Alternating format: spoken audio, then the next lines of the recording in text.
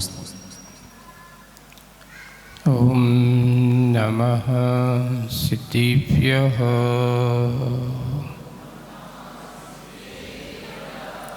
ओम नमः सिद्धिभ्यः।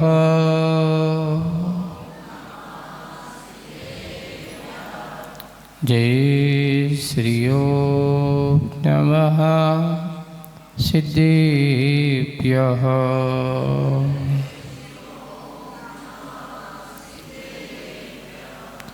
नमो अरिहन्ताणं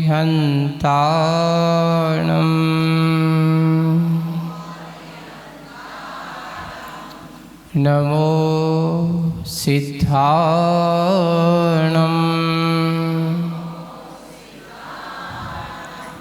नमो आयरियाणं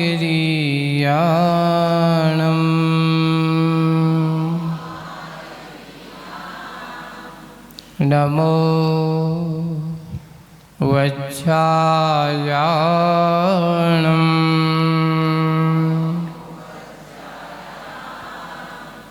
नमो लोये सव्यसाभूणम्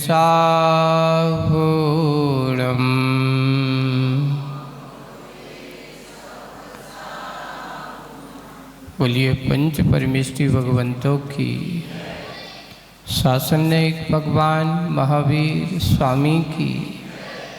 मूल नायक देवादिदेव 1008 श्री शंभुनाथ भगवान की। भगवान के केवल ज्ञान कल्याणक महामहोत्सव की। परम पूज्य आचार्य गुरुवर श्री विद्यासागर जी महाराज की। आचार्य श्री समय सागर जी महाराज की। अहिंसा परमो धर्म की। बोलिए मुनि 108 अजित सागर जी महाराज की जय। बोलिए मुनि संघ की जय।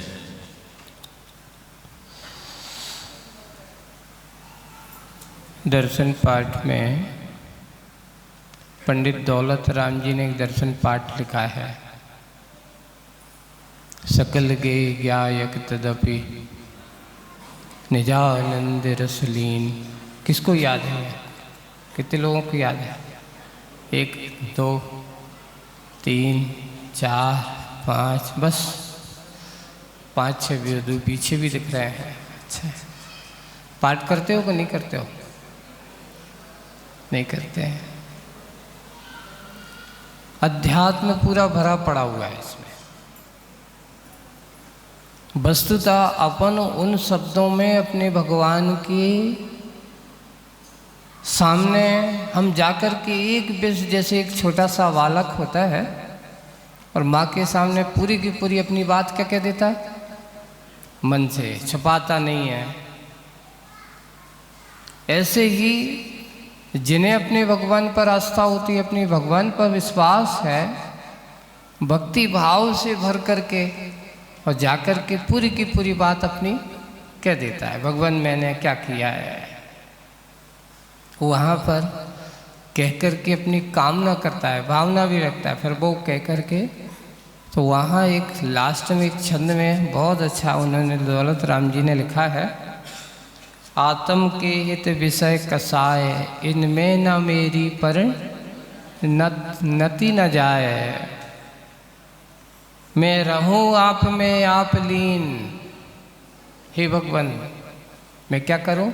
मैं रहूं आप में आप लीन, सो करो हो जो निजाधीन। जैसे भगवान आप कैसे हो गए? निजाधीन। आप स्वाधीन हो गए हो। आपने अपनी पराधीनता की बेड़ियों को तोड़ दिया है। आपने अपने अंदर की पराधीनता और परतंत्रता से दूर होकर के अपने आप को स्वतंत्र बना लिया है। इसलिए भगवान मेरे लिए जो परतंत्रता का कारण है, मेरे लिए जो परतंत्र करने वाले हैं, ऐसे कौन? आत्म के अहित विषय और कसाय। हे भगवान, मेरी आत्मा की अगर सबसे कोई अहितकारी अगर कोई है, मेरी आत्मा को अगर सबसे ज़्यादा दुख देने वाले अगर कोई हैं, तो हमारे पंचेंद्रिय के विषय और कसाय,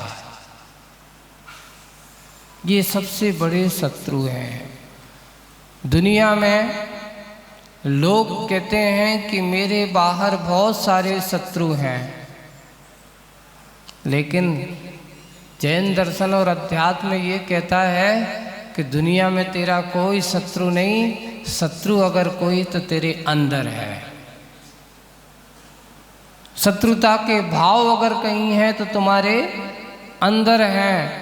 हमने आज दुनिया के दूसरे लोगों को थोड़ी सी खटापटी या कुछ कहने पर अपनों से बात को इतना बना लिया है कि मैंने उसको शत्रु मान लिया है। इसलिए सबसे बड़ा कार्य क्या है? हमारे इंद्रियों के विषय और चार कसाय, ये हमारी सबसे बड़ी शत्रु हैं, पर आज तक हमने इनको शत्रु नहीं बनाया। इनको तो हमने दोस्त बना करके जी रहे हैं, इनको हमने मित्र बना करके जी रहे हैं। एक वे होते हैं, कहावत है कि आस्तीन के सांप दिखाई नहीं देते, है ना। मौका पड़ते ही आस्तीन के सांप जाकर के आघात पहुंचा देते हैं, उसके ऊपर प्रहार करते हैं, और प्रहार करते ही उसके लिए तहस नहस उसका जीवन बर्बाद कर देते हैं।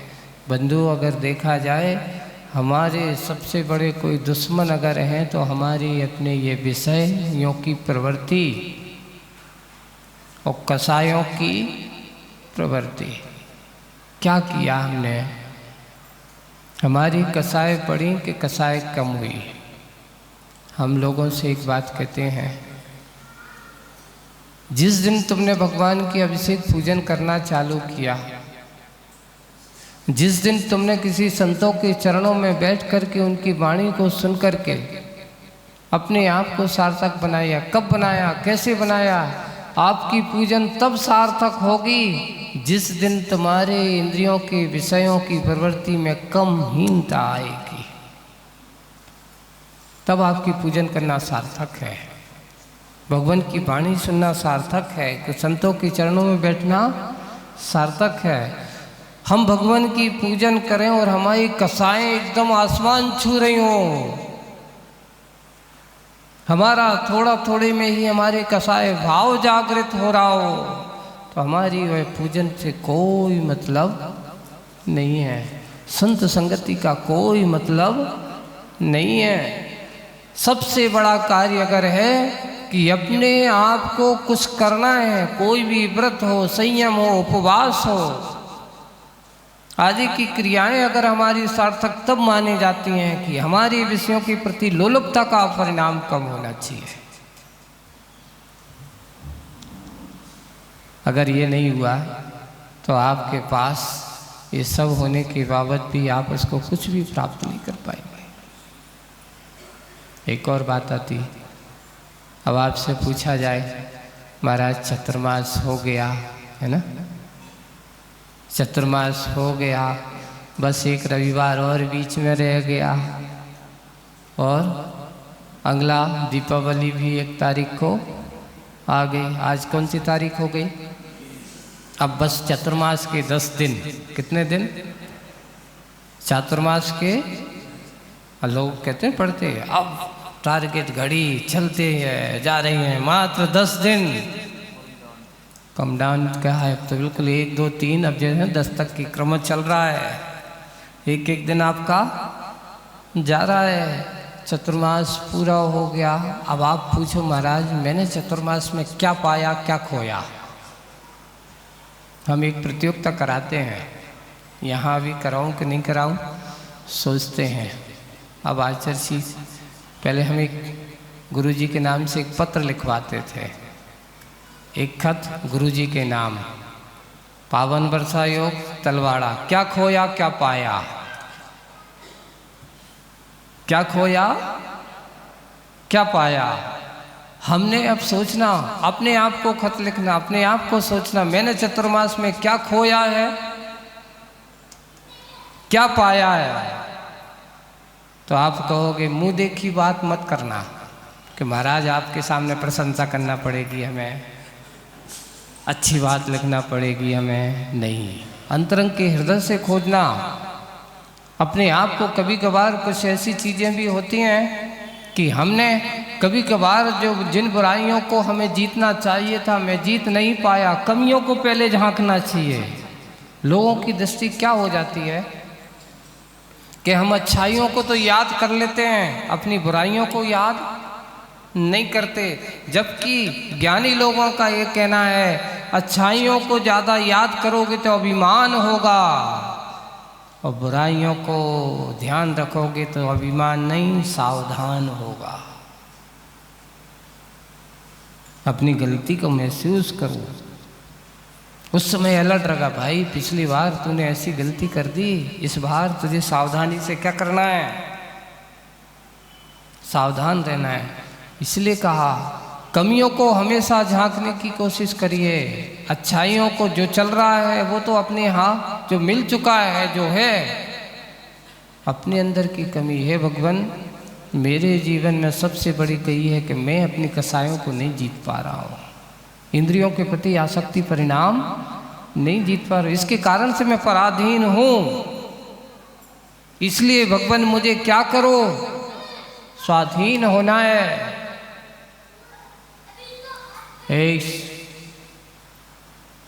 हमें स्वाधीन होना है। स्वाधीन होना है तो कैसे स्वाधीन होंगे, बस यहीं से स्वाधीनता का विषय चालू होना चाहिए। चतुर्मास में हमने अपने आप को कैसे स्वाधीनता की ओर लाए हैं कि पराधीनता की ओर आए हैं।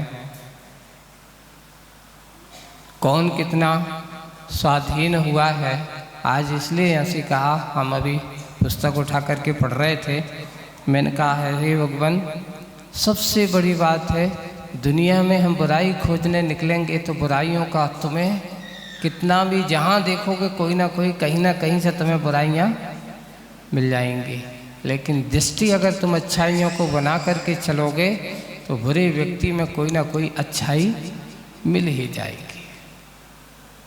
दृष्टि को अच्छाइयों से जोड़ो, अपनी दृष्टि को अच्छाइयों से भरो। अच्छा ग्रहण करने की भावना हमारी कैसी होना चाहिए, गुण ग्रहण का भाव रहे पर दृष्टि न दोषो, ये हमारी भावना होगी। दुनिया में आप किसी भी कोने में चले जाना, सब अच्छे अच्छे ही मिलेंगे, कोई भी बुरा तुम्हें दिखेगा नहीं है। आज का दिन, आज का ये रविवार पूरे के पूरे चलते चलते चलते चलते इन 4 महीने के अब सेकेंड लास्ट रविवार आ गया है ना, ये सेकेंड लास्ट है और अंत रविवार फिर अंतिम रविवार है। भगवान ये सेकेंड लास्ट है? फिर आगे की तो भगवान बड़ा है। एक कहावत है ना कि जब अपन कोई करते ना तो एक जैसे पहले एक निबंध प्रतियोगिता होती थी है ना, तो एक विषय दिया जाता था है ना, और बाद में निबंध तो जैसे बिंदु दिए और बिंदु बाई लिखा जाता था। एक अंतिम चैप्टर होता था सारांश है ना, पूरे के पूरे निबंध का क्या लिखिए, सारांश लिखिए। तो बंधु ये ध्यान रखना 4 महीने के 4 चैप्टर, चतुर्मास के चैप्टर पूरे हो गया, लेकिन आपका अष्टांग का पर्व आपका सारांश लिखने का समय है। काय का समय है?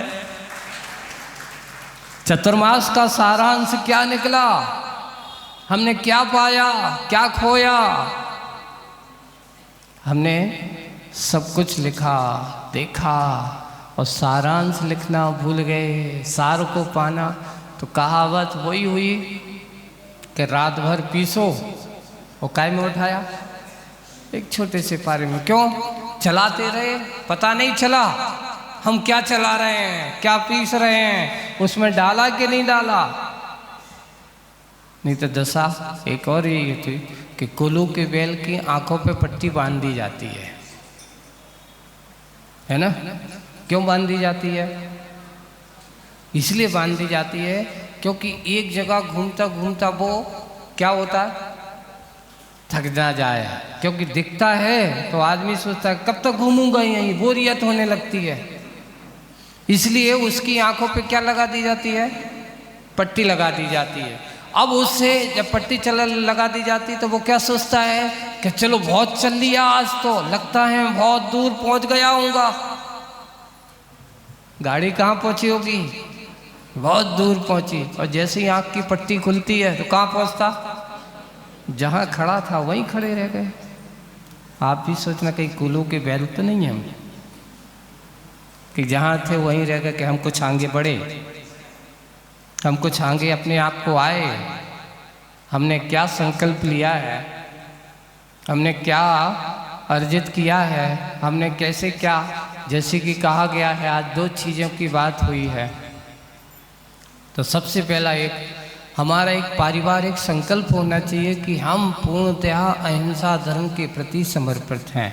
अपने बच्चों को भी तो एक पत्र दिया गया, संकल्प पत्र, अहिंसा संकल्प पत्र, उसको भरें, संकल्प लें कि मैं किसी भी प्रकार से इस प्रकार बच्चों को भी भराना है कि फटाके फोड़ना हिंसा का काम है कि अहिंसा का काम है। कौन कौन बच्चे फटाके फोड़ते हैं? ये भागा फटाके फोड़ने वाला उधम चंद, सुबह से फटाका फोड़ रहा था ये, आज से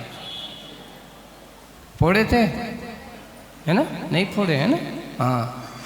और पटाखे फोड़ने वाला काम ये हिंसा का काम है कि अहिंसा का काम है? नाम हम अहिंसा का करेंगे कि हिंसा का करेंगे, है ना? इसलिए अपने आप को अहिंसा धर्म के प्रति बच्चों को जोड़िए, उनसे कहना है कि नहीं बेटा, अपने यहाँ इस प्रकार के हिंसा के कार्य नहीं होते। और दूसरा काम जो बताया कि हम अपने आप को इस प्रकार के परिवार के संस्कार, अगर आप एक दिन ऐसा कार्य करते हैं तो आपके बच्चों के अंदर संस्कार बनते हैं, अपने परिवार में ऐसा माहौल बनता है। ये कोई अतिथि हो या ना हो, कम से कम एक दिन तुम अपने आप को अतिथि बना लो। आज के परिवार के लोगों को कह देना कि आज तक तुम सब लोग अच्छे से ध्यान रखना, क्योंकि आज अतिथि संविभाग का दिन है। आज घर पे हमने आप सब लोगों को कैसा बनाया है, शुद्ध भोजन बनाया है, इसलिए उसके मन में भी विचार आएगा। अभी तक कितने पंडित जी, कितने नाम आ गए? 14 नाम आए अभी।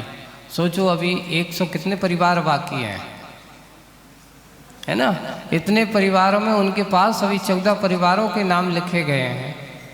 सोचो अतिथि संविभाग, आपको मैं ये कह नहीं कि आपको किसी को, सिर्फ आपको उस दिन अपना भोजन कैसे करना है। सोचो जिस दिन आपके मन में ये होना है कि मुझे शुद्ध भोजन करने के लिए सोचना पड़ रहा है, तो समझ लेना कि कहीं ना कहीं मेरे लिए दुर्गति का वन तो नहीं हो गया। ऐसा सोचना। अच्छे पुण्य के कार्य में अगर व्यक्ति को करने के लिए कदम उठाने पर सोचना पड़े तो उसमें कारण बताया आचार्यों ने लिखा है। जहाँ व्रत संयम संकल्प लेने के लिए आदमी पीछे हटने लगे, अच्छे धर्म के कार्यों में से भागने लगे, तो उसके कारण बताया कि लगता है या तो इसको नरक गति का बंद हो गया है या त्रंच गति का बंद हो गया है। अगर ऐसी गतियों का बंद हो जाता है तो उसको इस प्रकार के दान आदि या धर्मादि के कार्य करने से भागता है। और जिनको अच्छा करने का, गतियों का बंद नहीं होता, वे लोग हमेशा तत्पर रहते, नहीं मैं ऐसा कार्य करूँगा, मैं ऐसे कार्य के लिए अपने आप को तत्पर रहूँगा।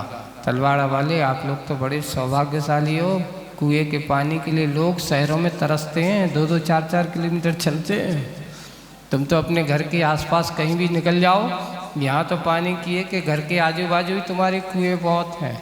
और यहाँ तो बहुत अच्छी सुविधा है कि अगर अभी बताए कि 5-7 फीट खोदते हैं और वहाँ पर अच्छे घर तो खूब अच्छे से बनाते हो। और एक और बात है, आपको आने वाला समय आपको सुरक्षा की चेतावनी दी है। जिस घर में अपने कुएं होंगे, आने वाले समय में ये बताया कि पानी के लिए भी विश्व युद्ध होने वाला है,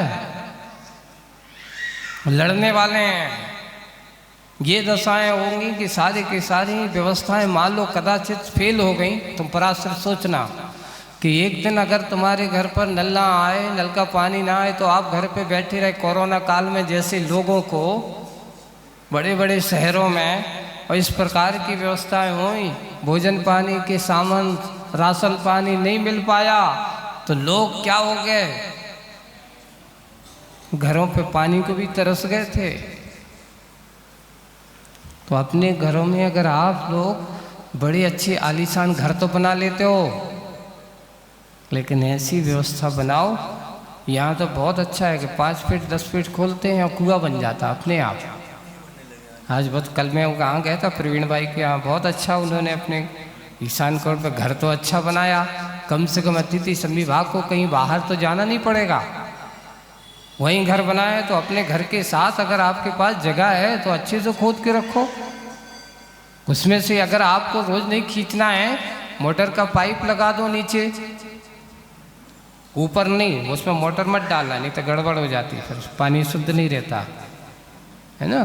तो आपके घर में हमेशा क्या हो सकती है, भोजनशाला, आपकी भोजनशाला पवित्र हो सकती है। इसलिए घर बनाने के पहले अपने घरों में अगर कुएं होगा, आपको चौका लगाने के लिए सोचना नहीं पड़ेगा, पता चलेगा 1 मिनट में। अरे आप तो बिल्कुल फटा, 1 घंटे का समय दो, हमारे घर पर चौका लगने में देरी नहीं लगेगी। पानी आपके पास है, सामग्री सब आपके पास है, बस इतना ही है। हम सब करें, अच्छे हैं, संस्कार हमारे जीवन में होना चाहिए। यही हमारे लिए स्वाधीनता की ओर है। पराधीन मत हो, पराधीनता होगी तो निरम से परतंत्रता, कहीं ना कहीं विषयों के प्रति आसक्ति रूप परिणाम, कसायों के प्रति आसक्ति रूप परिणाम जब भी बढ़ेंगे, तब अपना पतन का रास्ता खुलता ही चला जाता है। हम पतन का रास्ता ना खोलें, कौन सा रास्ता खोलना चाहते हो? उत्थान का रास्ता खुला है, तो कैसे खुलेगा? कसायों के साथ नहीं खुल सकता। अपने आप को निष्कसाय बनाने की चेष्टा करिए। आज के इस रविवार में इतना ही। हम सब कोशिश करना कि इस चतुर्मास में हमने क्या सीखना है, अपने आप को संस्कारित है। और जिनको भी आज से अभी फॉर्म वर्ग तैयार कर दिए गए हैं और वो फॉर्म पिछली लेने वाली तारीख निश्चित कर दी गई है ना। और यहाँ बताने की ज़रूरत नहीं है, आप में फॉर्म में नियम दिए हुए हैं, फॉर्म जाकर के अलग जी के पास पहुँच चुके हैं, आप उनके पास से ले लेना है ना। नहीं, दर्शन प्रतिमा वाले भी नहीं, पिछली परिवर्तन वाले भी और दर्शन प्रतिमा वाले भी महाराज जी के पास बैठ कर के। और हम तो कर सकते, इतना संकल्प तो हर महिलाएं करती हैं। ये दर्शन प्रतिमा आदि का है, नियम वगैरह है, इन नियम में अपने आप को ढाल करके वो बनाएं। इसलिए रहूं आप में आप लीन, हे भगवान, जैसे आप अपने आप में लीन हो, मेरा दिन भी कब आएगा कि मैं भी अपने आप में लीन हो जाऊं, पराधीन ना बनूं, अपने आप में लीन हो जाऊं, ऐसी परिणति हो। यही हमारी निजता है, यही हमारी स्वतंत्रता है। इस स्वतंत्रता को हम पाना चाहते हैं। ऐसी मंगल भावना के साथ बोलिए परम पूज्य आचार्य गुरुवर श्री विद्यासागर जी महाराज की। सबसे पहले हम जिनवाणी स्तुति करेंगे, उसके बाद